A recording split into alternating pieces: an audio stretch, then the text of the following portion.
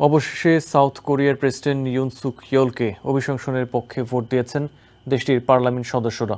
শনিবার ইয়োলের অভিশংসন নিয়ে পার্লামেন্টে অনুষ্ঠিত ভোটাভুটিতে সংখ্যাগরিষ্ঠ অংশ অভিশংসনের পক্ষে সমর্থন দেন।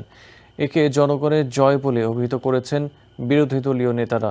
সম্প্রতি সাউথ কোরিয়ায় সামরিক আইন জারি সংক্রান্ত বিতর্ককে কেন্দ্র করে ইউন সুক ইয়োলের অভিশংসনের দাবি ওঠে।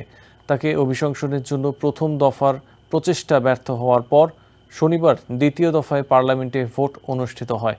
দেশটির পার্লামেন্টে ৩০০ জন আইন প্রণেতার মধ্যে ২০৪ জন প্রেসিডেন্টকে অভিশংসনের পক্ষে ভোট দেন। ৮৫ জন প্রস্তাবের বিপক্ষে ভোট দেন। ৩ জন ভোটদানে বিরত থাকেন।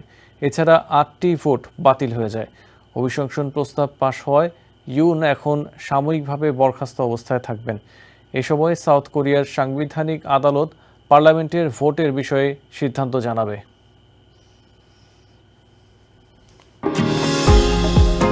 নিউ ইয়র্ক থেকে সম্প্রচারিত TVN 24 টেলিভিশন বিশ্বজুড়ে বাঙালির কণ্ঠস্বর।